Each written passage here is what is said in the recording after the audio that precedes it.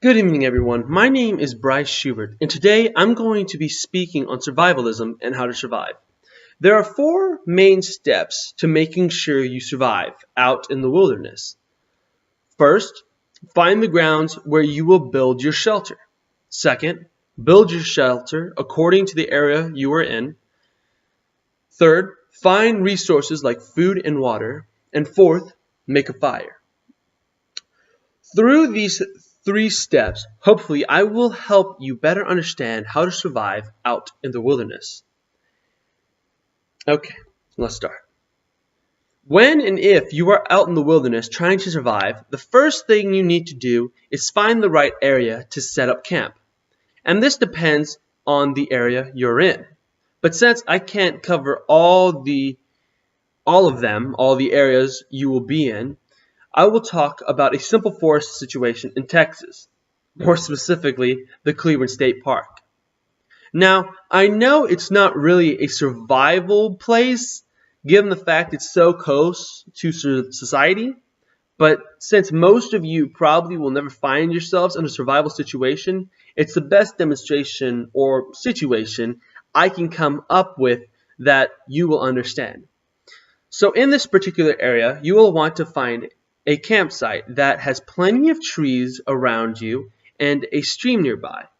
I'll get to the stream part in a minute, but the trees are very important. Say for instance, it's raining or it's very sunny, you need something to protect yourself from the elements besides your shelter. And that's why finding an area that has a lot of trees around it is so important.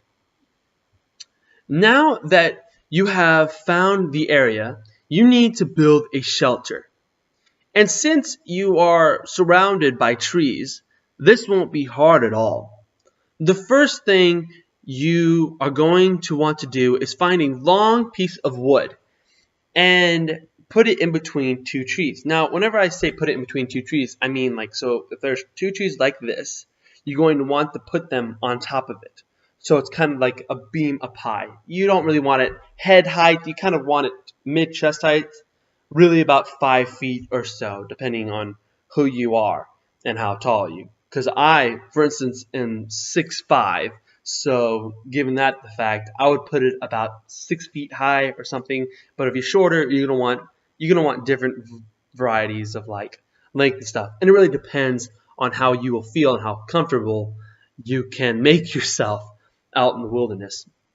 And so once you have that, once you put that beam on top of those trees, you're going to want to go find cedars. Now, in the Cleveland State Park, there are plenty of cedars. They're little kind of like bushy kind of trees, and their branches are very thick. So what you'll do is you'll break off a couple branches. Not just a couple, you're going to have to break off a lot, really.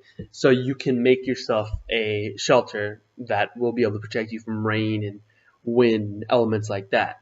So what you're going to want to do is, so with this bar that's going to be like this kind of like piece of wood you have, you're going to want to lay them on it. And it depends on the wind you're having at that moment. So if you were to test the wind, which by the way, testing the wind is very easily, all you have to do is put your finger up in the air. It's super simple. And whichever area the wind makes your finger the coldest tells you where the wind is blowing. So let's say the wind is blowing from the south. You're going to want to put the branches facing the south side like this so that when the wind and elements and stuff hit it, you're not getting messed with or harmed with in any way.